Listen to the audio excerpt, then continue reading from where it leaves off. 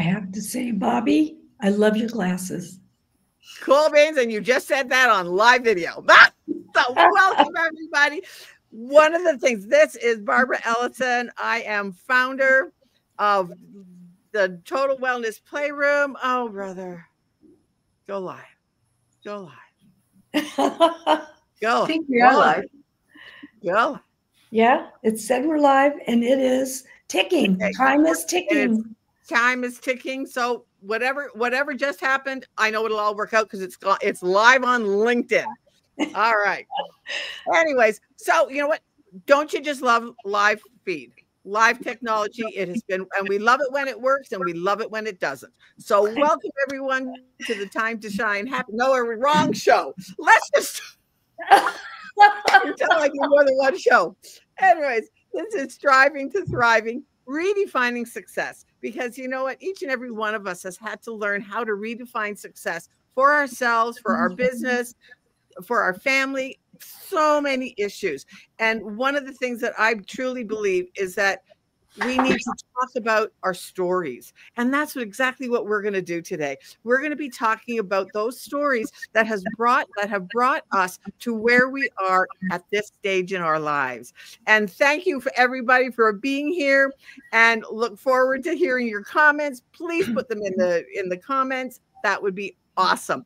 Anyways, so yeah, I'm Barbara Ellison, founder of Total Wellness Playroom, and working with late career business professionals who are facing retirement. So we're going to talk a little bit more about that and as we go along. But I want to introduce you to my wonderful co-host, Dr. Sherry Shoemaker. Hi, Sherry. How are you doing? Tell us. Hi.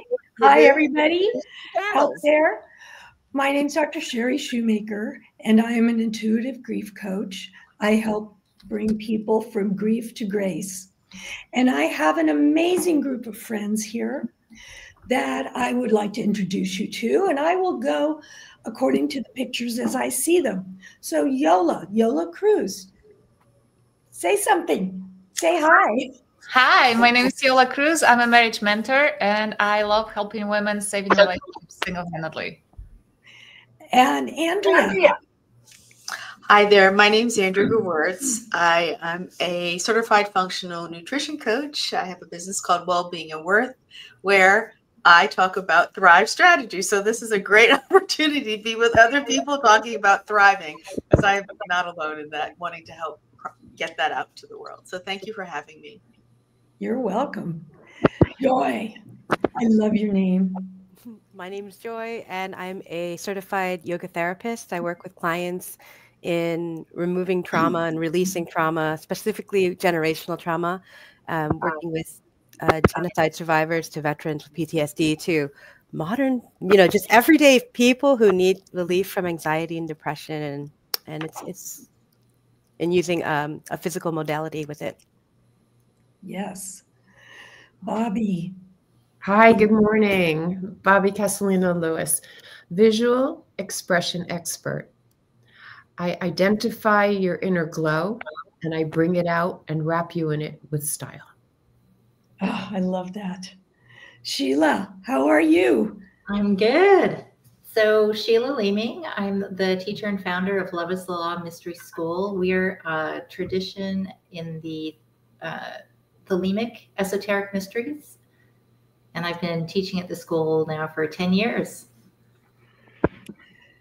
Well, we're going to have an interesting conversation today because, as you can hear, all of these women are very diverse, but yet have a common goal.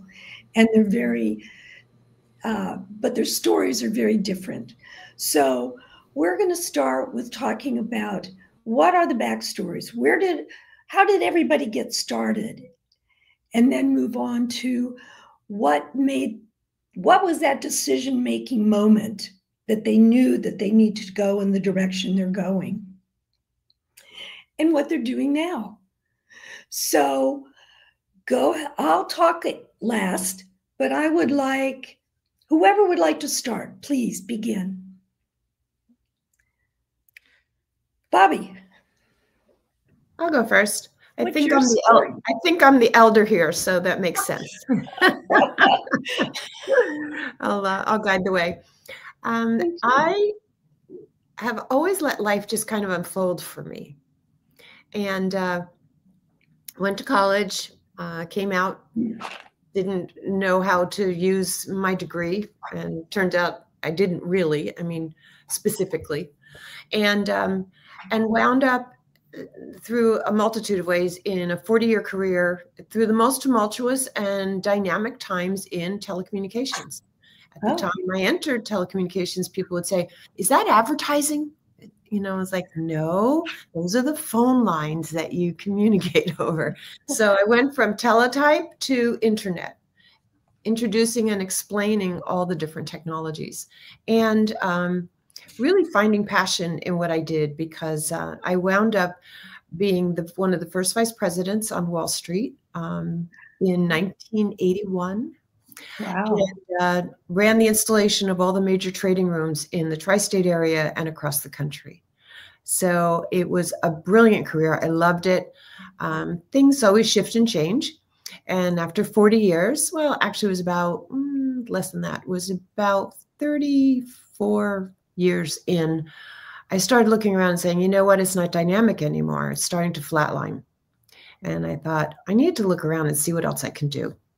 And when the kind of really hit the wall, I woke up one morning and I looked in the mirror and I said, girlfriend, what are you going to do that lights you up every day? What are you going to do that lights you up every day? Because I never hated what I did, ever. So I just kind of knew that I had an eye. I loved clothes. I adored clothes. And I loved helping people feel good about themselves. And that was when I began to pivot. And, you know, and that just, once again, you just open up those gates and all of a sudden, you know, not in a hurry, but it all comes in.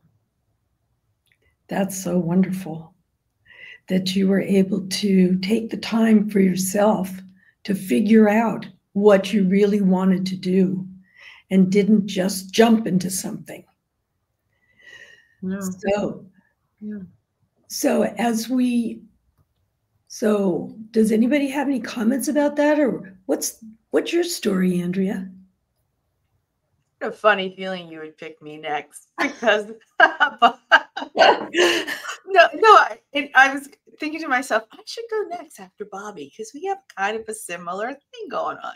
So I have, like Bobbie, I went to school, did all the things, and I took my degree and I worked with this interesting degree of engineering and music, and I was a producer for National Public Radio. And I worked there for 17 years and had a blast. So all my LinkedIn friends from NPR, hey. So we did that. I did that for a really long time. I traveled. I did a lot. I mean, I loved what I did. And then I had children. And then I thought about having a second. And I had to really go, I don't know if I can. I don't have enough hands. I'm not an octopus. I can't be fully in my job. And I had tricky children. And what do I mean by that? I had children with a lot of food allergies. And those food allergies were daunting because, you know, for the first time in my life, someone who likes to cook had to go, well, this food hurt my child. And that's a very huge shift in your behavior in the world. Like, if you love food, I'm married to an Italian. We love food. We love entertaining. We love cooking.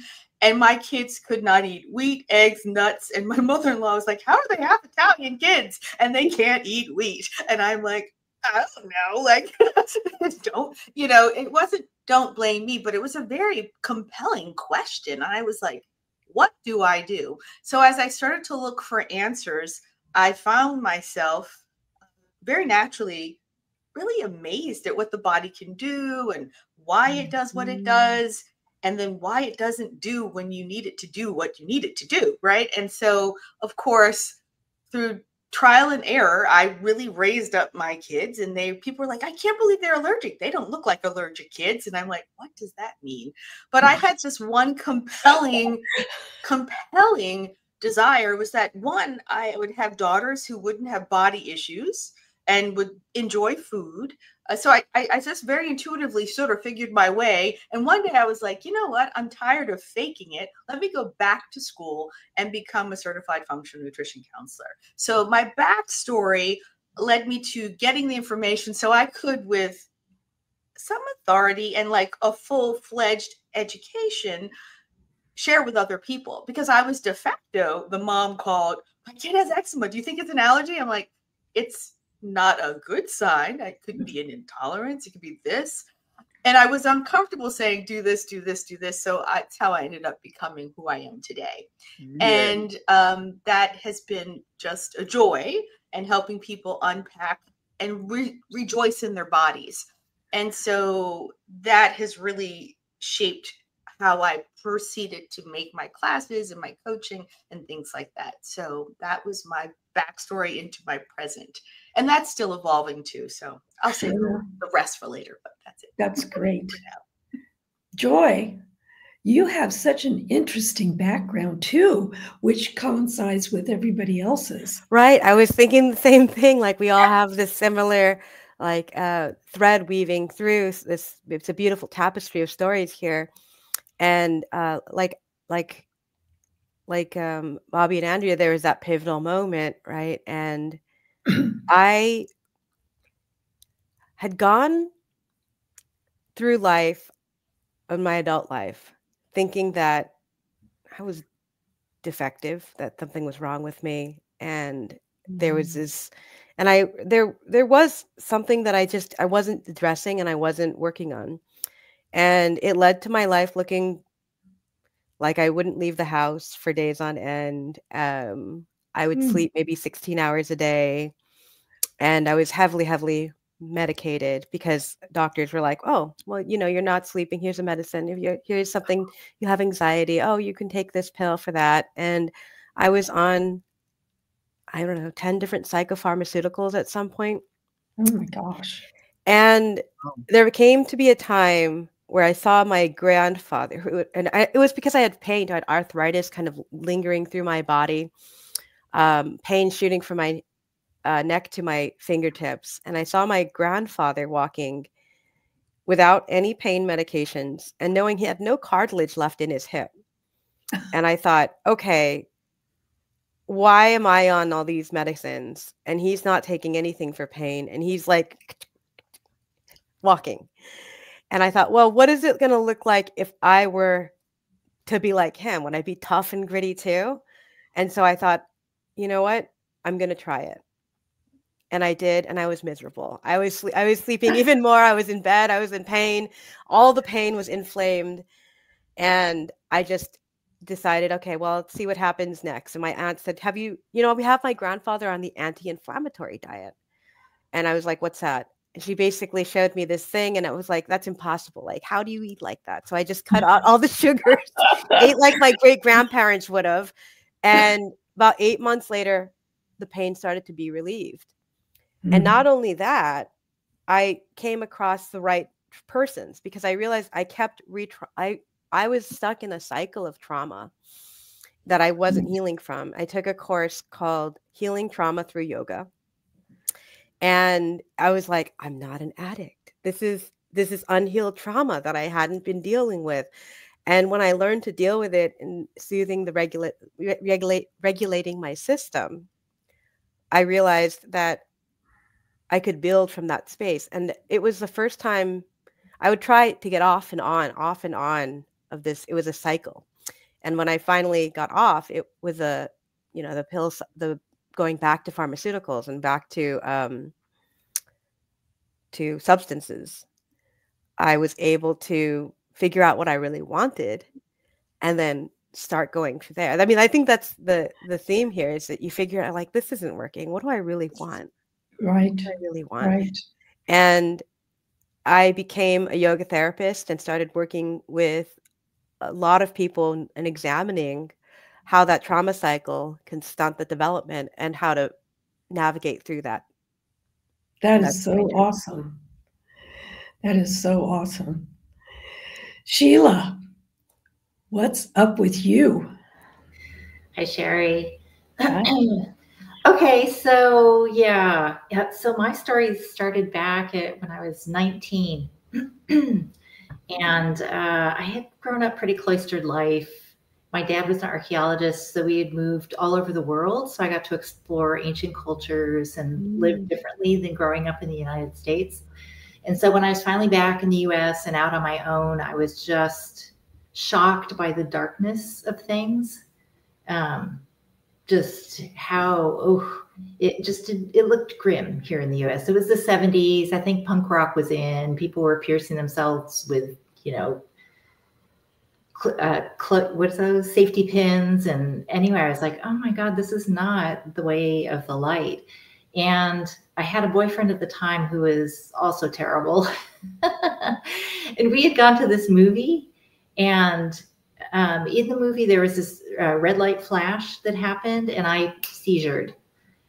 So my realization came about on the floor of a movie theater with a movie manager leaning over me going, get her out of here, get her out of her. I don't want her to mess up my rugs. Oh, wow. So from there, I was like, oh my God. So during the time I was out of body, I had a conversation. I was not here on the planet. I had a conversation with the being who was overseeing my soul development. And the message was, you're not done yet. You don't get out of it this easy. You have to go back. And they go, you can go back as a baby or you can go back as an adult. I'm like, oh, I just became an adult. I'm not going back as a baby. Boom, I was back. So little direction in that moment, but just knowing that I had to tough it out here on planet Earth. So I started looking for somebody who could explain this event to me. What just happened? What the heck was that? So I went to a therapist, and they were like, we don't know, but we can help you. We can help you stop waiting for Prince Charming to come along and get, buckle down and do your life. And that wasn't helpful. And then finally I found my spiritual teacher. Like, I had moved a couple of times, and I was finally, through intuition, because there was no online in the 70s. Right. Through intuition, I found my spiritual teacher, was initiated into the school. It's a esoteric mystery school of the Western traditions and the Thelemic tradition, which comes out of a very long history of mystery schools. So I looked for the answer. So found my teacher, completed my training, left, decided to live life for myself. It was totally boring. Went back. The world was still uninteresting at that point. I'm like, wow, people don't know how it works. And people don't know that they're the source of their own energy, that they have direct access to the divine, that there are answers within yourself, that you 100% create your own world. And there's reasons why we don't have this information. And that's why it's held in mystery schools. Because God forbid everybody be allowed to create their own life independently of what everybody around them wants from them. Because everybody's looking for energy in some form. Our physical selves are looking for energy. So we either get it from other people, or we get it from food, or we get it from, sources outside of ourselves. But it is possible to generate your own energy, to be your own source of energy and your own source of light in the world. And people are not taught this. So went back into the training for another 7 years, completed it, and started my own school 10 years ago, because this world needs this information now. We don't need to be conquesting other people so that we can take their resources, because we are a resource unto ourselves. And if you start realizing that's possible and have the tools to make that a reality in your life, your mindset changes as to where energy comes from and what's possible in this world. And war is not necessary. Totally not necessary. And so I look at the leadership in this world, and I think, well, everybody who isn't aware of their unconscious is basically acting out their unconscious. So to the leaders of the world, stop beating us up with your unconscious.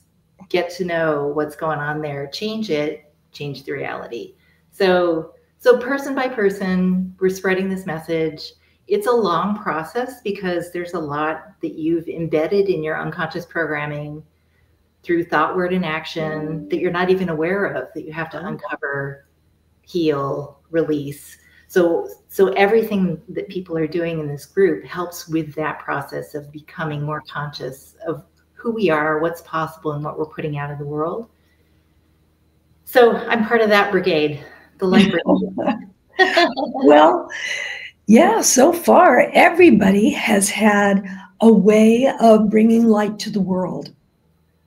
Everybody on this panel. And Jola, you bring a light to a specific group that needs it tremendously. Please tell us, what are you talking about? What are you doing? What am I doing? I'm doing amazing work. Oh, it's absolutely, I'm so passionate about that because I came from Poland, from a very unhappy, very long lineage of very unhappy marriages. Very happy grandparents married for 70 years. They hated each other. 10 kids together. All kids had really bad marriages, except for my mom on her second marriage when I helped her fix it.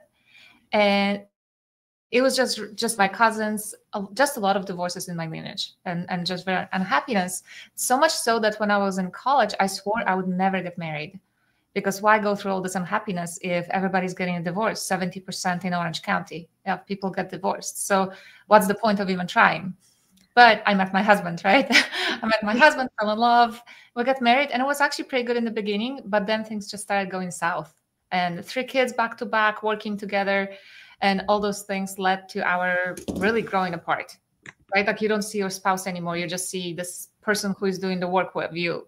Or maybe it just gets very cold and uncomfortable, and you just don't even want to be there. And that's how I felt. I felt like I was in prison. And I just remember this one time when we were fighting in the kitchen and our kids are playing on the floor, and suddenly like we're just yelling at each other in front of the kids. Yes, I'm not proud of it. That's what I watched my mom do with my dad up to 5 years of age when they got divorced. But we are yelling at each other and we're screaming. And my 6-year-old Joey just steps in with his tiny little body in between us. And he looks up and he screams, "Guys, just stop fighting." And just shivers went down my spine. At that point, I just knew this had to change. It just could not go on like that. We had 3 kids. I mean, is that what they were watching? Is that what I was teaching them? And it was just really heartbreaking. It was very heartbreaking. And you know how they say when the student is ready, the teacher appears. And that's exactly what happened for me. The next day, I called my life coach. I had a life coach who wasn't helping much with the relationship, but at least she directed me.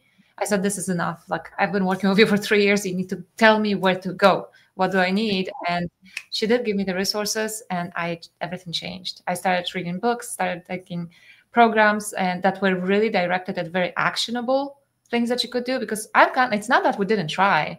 We did marriage counseling. I did tons of energy healing and different modalities, and nothing worked until it worked.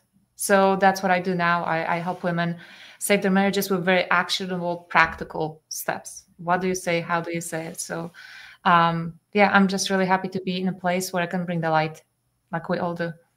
Yes. Thank you, Jola. Yes. You guys are so incredible. And I am so honored to be associated with you, to be friends with you, because of the light you do bring. And, you know, I'm an intuitive grief counselor. There's so many people that do not even acknowledge that they have grief. They don't talk about it. They don't want to work through it because it's not an acceptable emotion. And even though it's really a group of emotions, so few of us have learned how to work through any of them. I know I was raised in a very isolated, structured environment, so I was not allowed to have any emotion. And it was very difficult to even learn to be expressive because it wasn't acceptable. Right. So I studied in a school with Sheila when she first started studying. And I slowly learned how to become me, more of me. And even though my background's in nursing, and to tell you the truth, I never thought of myself as a nurse, but I have been a caretaker all my life. And what I discovered was I have really made an impact on people when I didn't think I did. Because I could walk into a patient's room when I worked in the hospital, and they would go, you know, that nurse that was in here last week or an hour ago, she wasn't very nice. And it was me.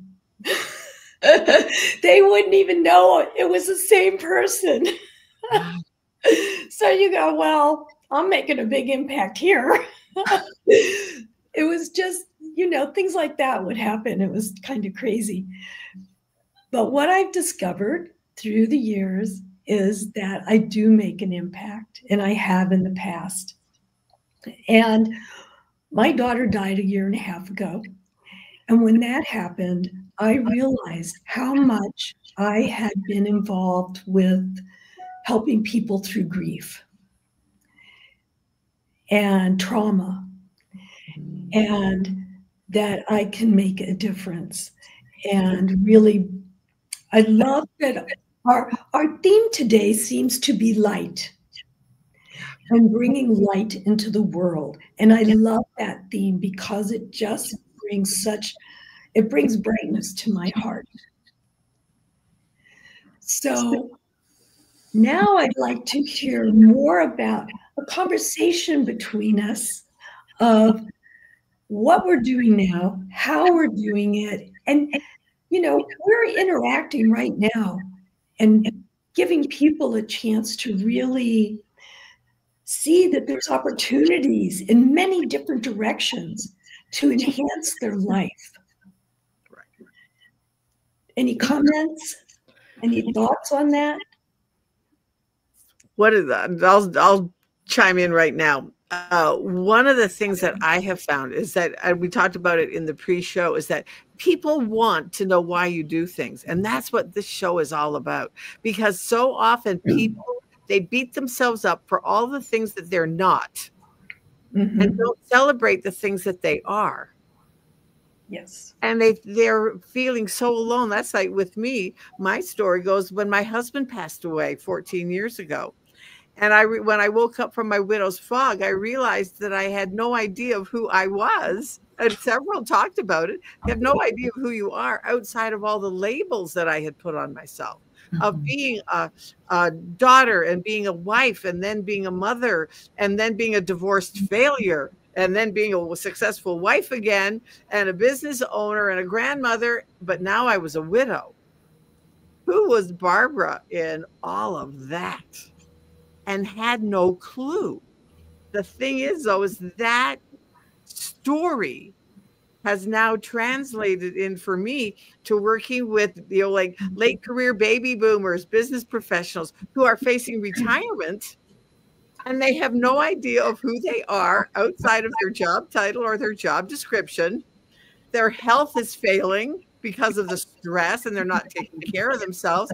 And plus, they're wondering, what am I going to do when I don't have the paycheck? Yeah. Well, guess what? There are answers out there. And I might be an answer for you. Sherry might be an answer for you.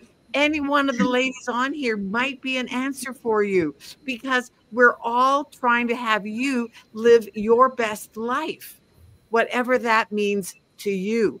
How have you, that's the why, hence the name of the show. How are you really going to redefine your success in your life starting today? So if you know, like, and that's one of the things that we all talked about. We all had that moment where I cannot go on like this for another moment. Right. And yet then we've had to say, all right, what am I going to do? With me, I joined a coaching program called The Ultimate Game of Life. And from there, it has just been a blast, because I realized that I was not the only one. I was not the only person out here who was failing at the game. Yeah. I was failing at the game. And it was like, and so now that's why one of the things that people ask me why I do this show and why I produce it. It's because people need to know they're not alone. Right. You are worthy of having an awesome life, and you're not alone in your desire for it. That's right. So yeah. So anyone else? Yeah. This is I think where the rubber meets the road, is that we can all share in that vision of making a difference in the world. So Joy, you were talking about how you became a yoga therapist, but I know that you do so much more. And I cannot wait until you have a sushi dinner. That's you know, every one of you talked about one thing that you're doing, but you're all doing multiple things. So Joy, tell us about the rest of the rest of my multidimensional life. Yes. So I guess that begins in 2020. I was in Cambodia working again with Cambodian genocide survivors and the next generation, and working and teaching these tools through yoga therapy. And all of a sudden, the world started to shut down. My event started to get canceled. And I thought, you know, maybe I'll go home. And I went back to California, and my work became all virtual, which meant, you know, I had many more hours. And I thought to myself, this is a funny thing to think, but I'm worried about the supply chain right now.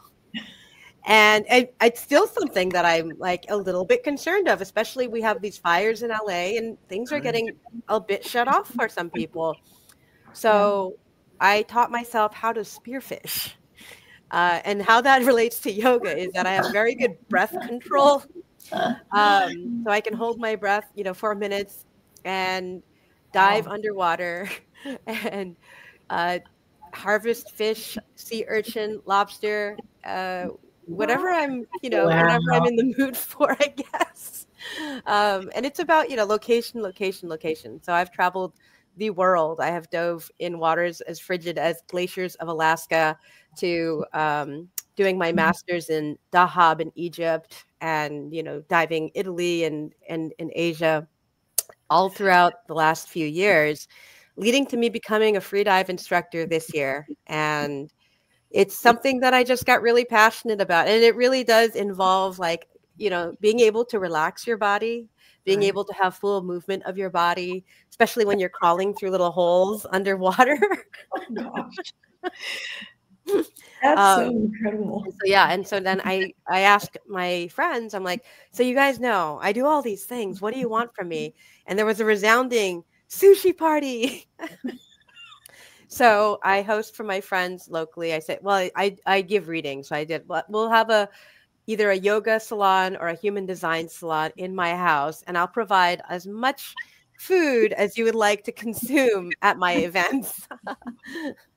So that's how I became known for hosting my in-home. Yes. And that's absolutely delicious. It's so good. Have you been to it, Yola? I have. It was so good. Oh my gosh. Where do you live, Joy? Can I come? Yes, you're absolutely welcome. I'm in Rancho Palos Verdes in the Los Angeles area. We are not affected by the fires right now, but the air quality is getting better. Is it getting better? That's good. I know where you live. Yeah. Good diving there too. It is good diving. Yeah. I might just check out the water today. Oh my gosh. And Bobbie, I know you've talked about rowing and how that's brought so much to your life. Oh yeah. Well, I'm an athlete. It's been confirmed by the doctor. You've got an athlete's pulse and you've got an athlete's heart rate. So that's it. No matter how I tried to sabotage myself, I am an athlete. So my latest, I'll call it conquest, because that's what I do. Every year I try something new. So I'm an aerialist, trapezist. I was a gymnast as a kid. Wow.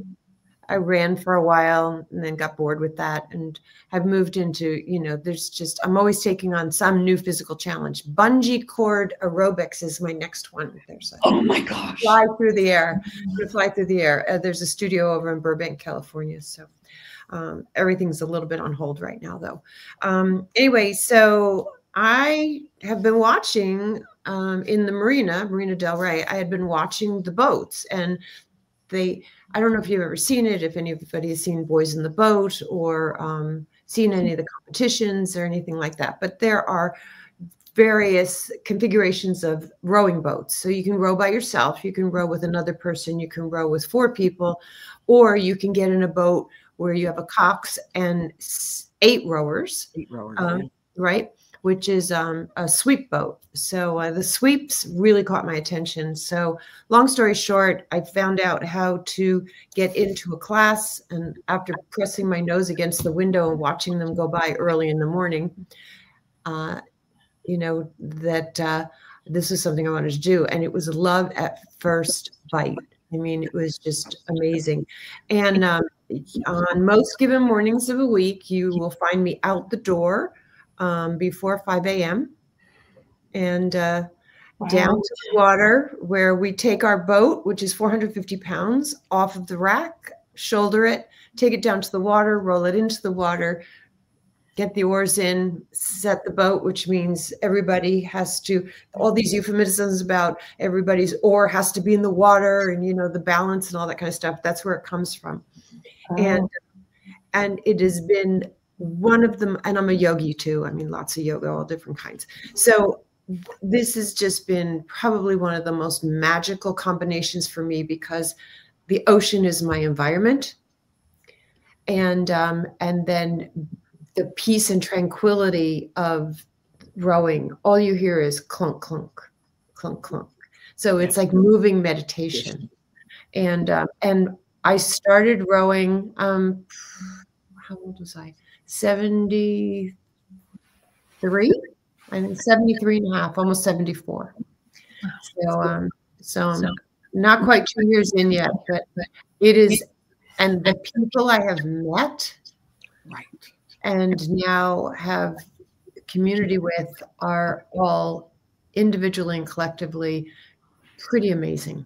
So I don't completely know what I've stepped into yet, but it's definitely evolving. Oh my gosh. What I like about this community and talking to everybody in this way is that everybody out there gets to know who we are internally, as they would want us to help them.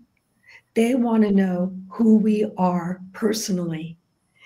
So this information is just amazing. And I know, Sheila, you have an opportunity that you're taking advantage of and moving forward towards, a goal that's out of my realm of possibility and makes me just, wow, you're really doing it.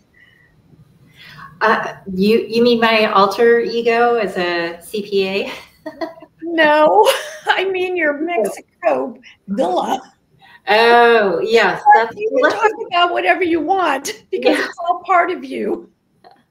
So, well, I did want to mention taking on a spiritual training is not separate from the world. You don't withdraw from the world. You actually participate in it. So I did want to mention I have in fact, my spiritual teacher talked me into getting an accounting degree and a CPA. And now I work in mergers and acquisitions, and I advise C-suite professionals on post-merger matters. So just because you're spiritual doesn't mean you're not in the world at a very high level.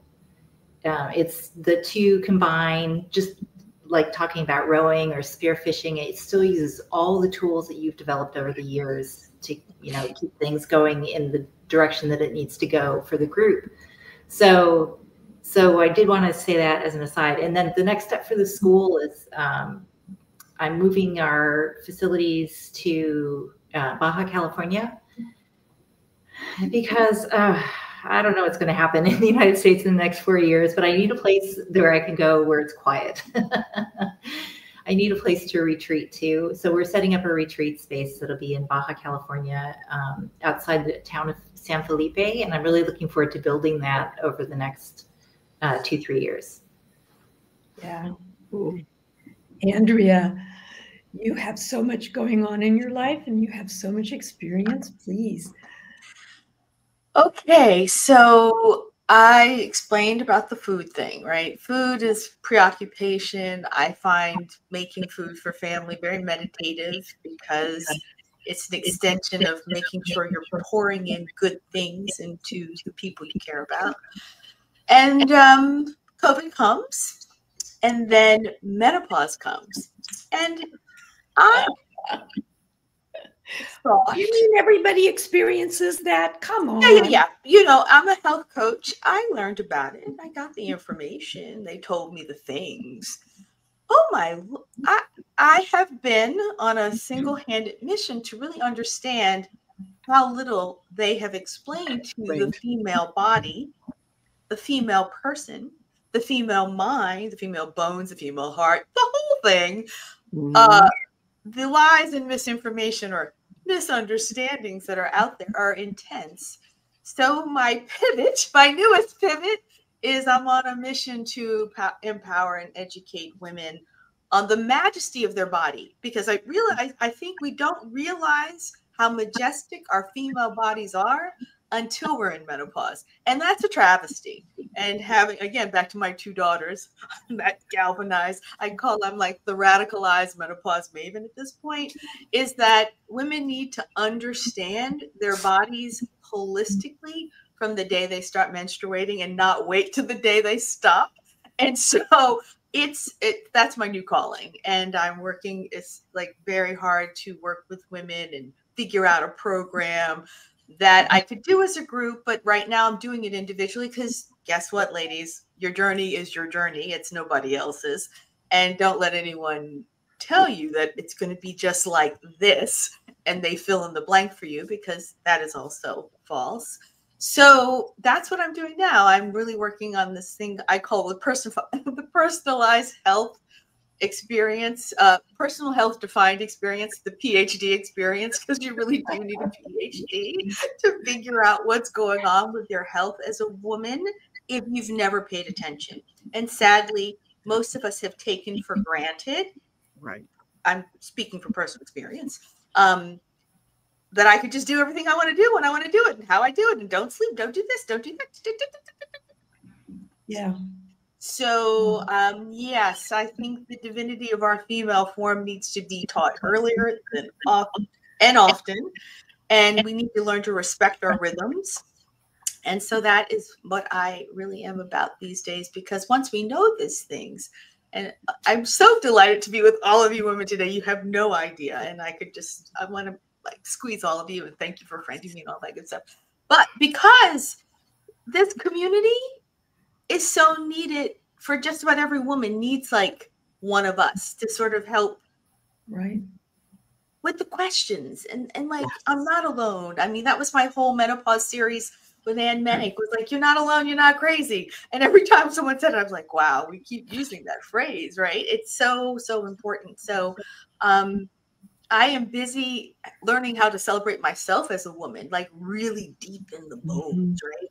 And be unapologetic for it and talk about it and make it a thing. So Wellbeing is Worth's mission for 2025 is get your hormones straight, learn to love your liver, and live, so you thrive. I mean, that's it in a nutshell. So that's me. That. Learn to love your liver. That's great.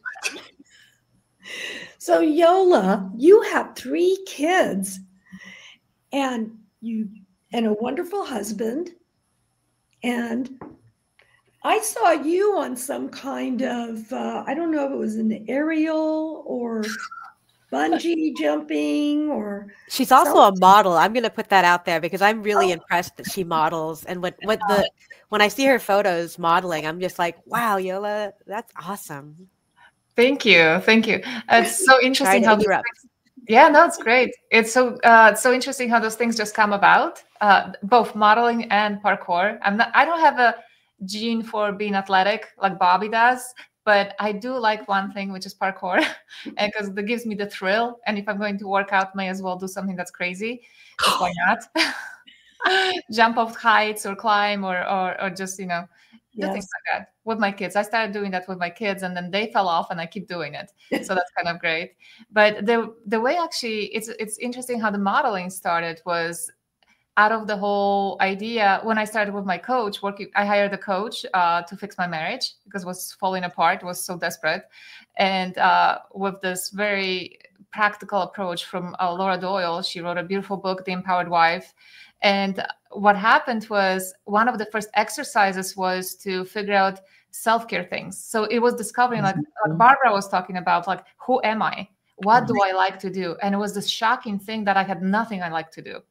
I was just like, I don't know who I am. I don't have any time for myself. I do everything for my kids and for my husband and for the household and working, but I don't do anything for me. Yeah. And that's where actually I used to model in my 20s, but then I moved from New York City to Orange County. It wasn't as convenient. So I just dropped it. I embedded myself into my husband's life and the practice. He's a plastic surgeon. And so I just became a part of his life instead of living my own life. So that's what actually caused in a big part of the breakdown of the relationship. So when I was given that assignment, I started thinking about, like, what did I used to like to do? And modeling came up. So I started getting back to modeling, and now it's my hobby. I don't do it professionally, but it's my hobby. I just love it. And it just feels good. And then parkour was one of those, like, what would I like to try? The kids are doing, maybe I'll do it. And I started riding Spartan races now. So we created this beautiful community where we go with 2 families or 3 families sometimes every May for my birthday. We go to Big Bear and run a Spartan race. The kids run their own race and the parents run their own race. And it's just, it all comes from this following your passion, figuring out who you want to be. And now that's what I teach to my clients when I work with them. I'm like, I'll ask them, the first question will be like, do you know who you are? And they will have tears in their eyes. Yeah. That is a recurring theme throughout our conversation too, is who are we? Yes. Who are you? And helping our clients with that identity, because nobody asked. Nobody told us we were supposed to be individuals. Nobody told us we were okay. Nobody told us that that we were enough. Right. And so, and that follows with all of the things. Bobbie, the clothes, the style that you bring to people, the things that you help them create, I look at that as like an art form, an art expression of who you are. And to be able to do that is so awesome to me, because my brain just doesn't see. I see a little bit, but I don't do it to your extent. You just can expand somebody's horizon so much. Well, it's a matter of being seen. Most of us at some level don't want to be seen, because we don't know what it is that we even have to show. Right. So I kind of look at life through the lens of what is confidence. And for me, I live by a couple of very easy core principles. You know, I have my triangle of integrity, bravery, and kindness. Makes it really easy to decide what's in and what's out. And the other is, are you waiting or are you living? I wait for nothing. I wait for nothing. I'm not going to wait until I lose 5 pounds to wear a hot color. I'm not going to wait until, you know, I have the money to buy a designer bag if that's what I really lust for, which I don't. But you know, it's not waiting, and having the confidence. And especially now, I mean, the last couple of days with these fires in LA have been traumatic, really traumatic for everyone. Everyone, you can't deny it, and the trauma is yet to unfold, which I'm sure Joy can speak to, and bringing up it in all of us. And I had to retreat because of my design. I had to retreat and stay out of the line of fire, so to speak. But the thing of it is that I think what we're all talking about here is that you must have the confidence of knowing who you are, that you can absolutely deal with anything that comes across your path. Right. have what it takes. You have what it takes. And that's a knowing that we all, and particularly as women, we are, I think, beginning to acknowledge, like, I'm tough, I'm soft, I'm loving, I'm all these things, you know, but to have the confidence that no matter that removes worry from the field. It just removes worry, and it basically removes fear.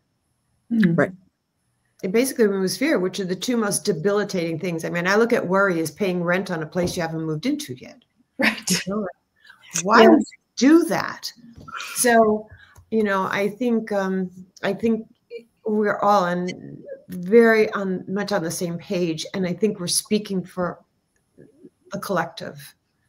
And Barbara, thank you for gathering us here today, and Sherry, thank you for inviting who you did, because this is an amazing panel of symmetry, and I hope to stay in close contact with all of you going forward, because I think we've got great work to do together. Yes, I agree. Thank you all for being here. I know Sheila had an appointment that she needed to get to, but I know that I'll speak with her later, and I'm sure at some point we can all get together offline and form a new collective to expand. Are we going to get to hear about what your personal interests are and what's lighting you up right now? Well, I'll tell you, my biggest deal is becoming visible, because I was so invisible for a very, very long time. And my past, I did a lot of things. What I did was martial arts. That was my thing. I loved martial arts, because for me, that was my meditation. And what I got out of martial arts was you never have to be in a confrontational situation. Right. Because when you approach something with the right confidence and the right attitude of loving, kind heart, those situations very, very rarely happen. Mm. So, and I would use that when I was at work in the emergency room, and we would have somebody come in who was very crazy, and I would breathe, I would relax, I would get grounded, and then I could approach them. Now that took years of experience, but it was certainly worth it. Right now, I am just learning to be visible, and I can't tell you how much I appreciate knowing you women, and that you would embrace me and be on this panel. Because to me, that's like, wow, that makes me feel so wonderful. So what I'm doing now, I take walks on the beach. I go to Pilates is my big thing right now. And I go to meet more people. And I'm putting myself out there. Jola and I are going to be in Italy in a few months, and we are going to be on a TED Talk in Florence, Italy. So I'm learning to speak. I'm learning to get out there. I'm learning to be me. And who is that? Well, I'm in progress. And everything that you women do, I just absorb. I just go, oh, I want some of that. Oh, that sounds wonderful. Oh, bring this more towards me. I love it. So that's me, Joy. Thank you for sharing. And so one of the things I just want to share with you as we go into our final, final comments and final things, reach out to the big. So right now, if you reach out, I'm going to be putting banners across the top of the screen to let you reach out to the people, even to have a conversation, to get some insights. whatever that is for you. Because each and every one of us, we want people to have a happy life, a deserving life, a Yes. spontaneous, passionate life. Yes. But sometimes we just need a little direction.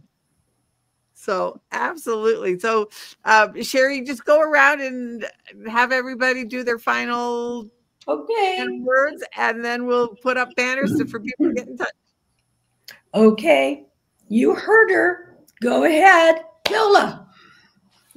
So what am I saying? Your final words of wisdom. What you're doing and how people can get hold of you.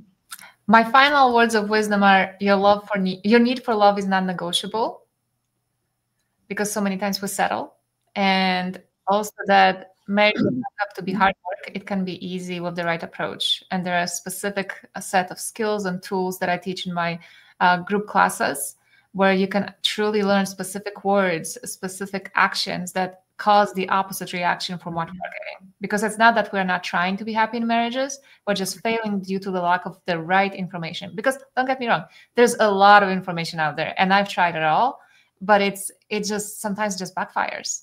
You want to have this connected conversation with your spouse and tell them how he made you feel, and it blows up, and you're like, why don't you understand me? It's just because men and women are different, period. They just are. And the more we understand and embrace, the more we can get a nice, beautiful conversation, beautiful marriage. So that's what I teach in my classes. I do one-on-one coaching. Facebook is the best. Messenger is the best way to get in touch with me, the quickest. I do hold master classes, and then have a few coming up in January.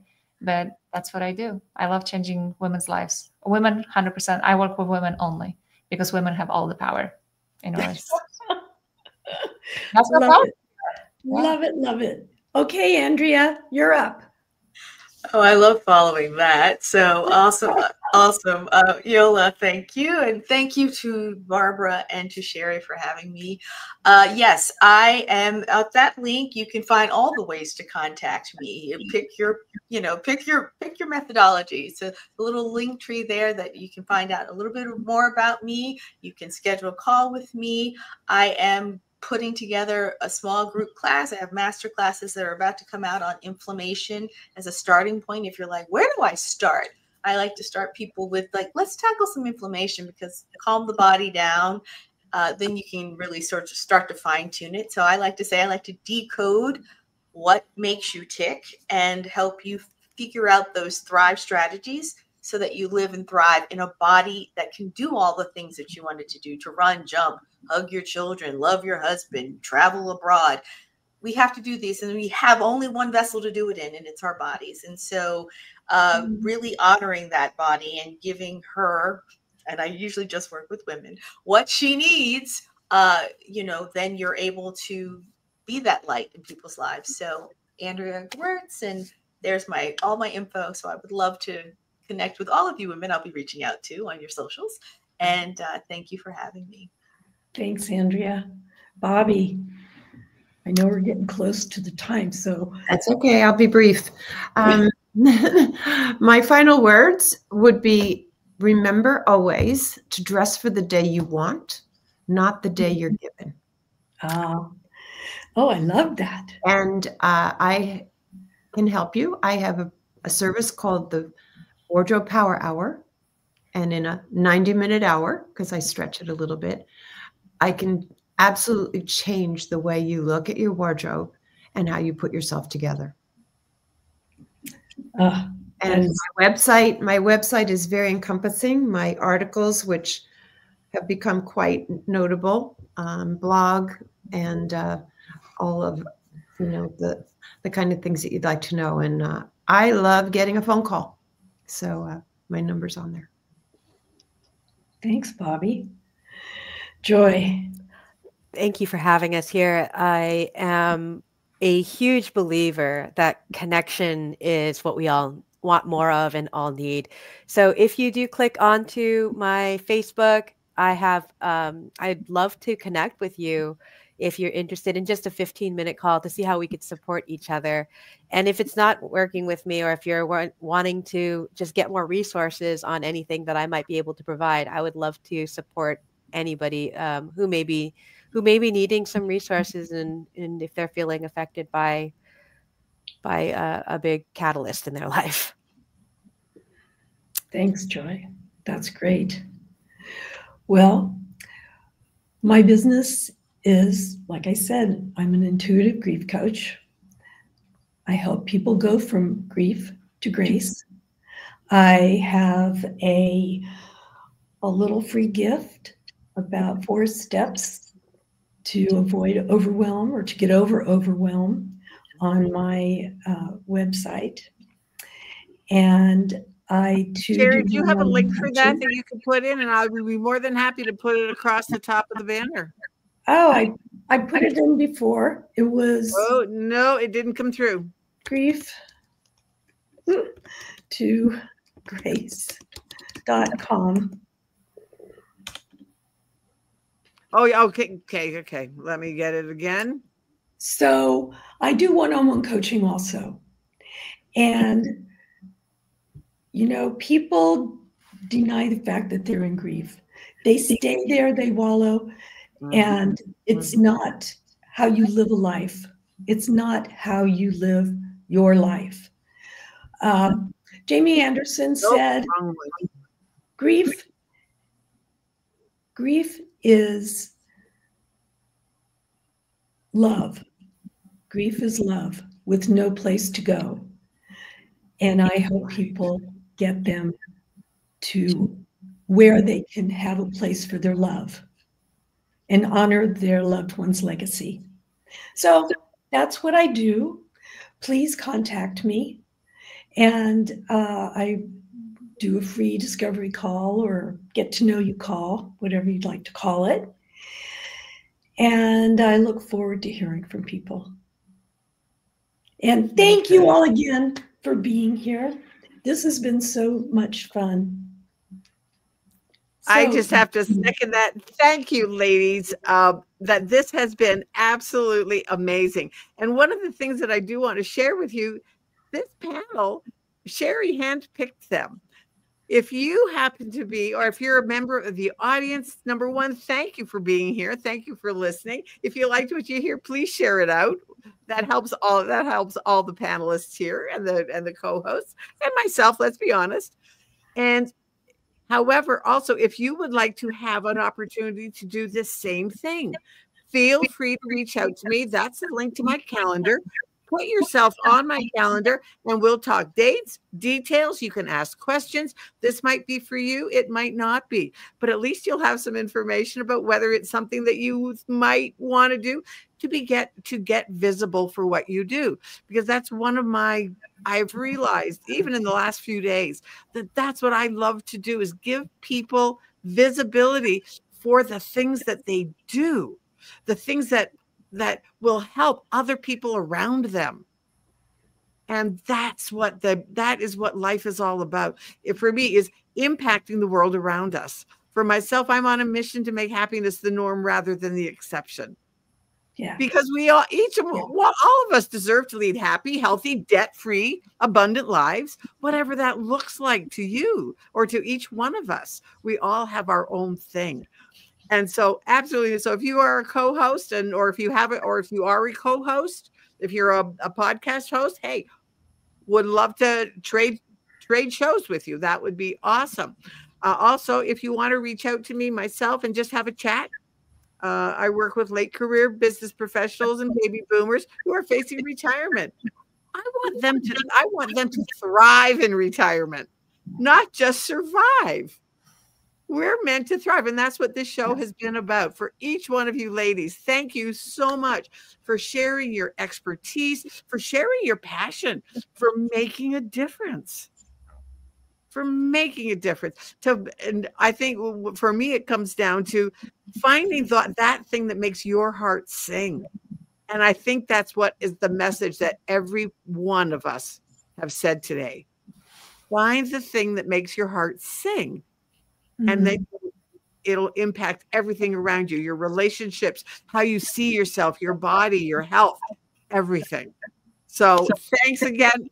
And if you're listening to this, thank you for listening, and we'll see you next time. Have a good one. Bye, everybody. Bye. Bye. Bye. Bye. Thank you.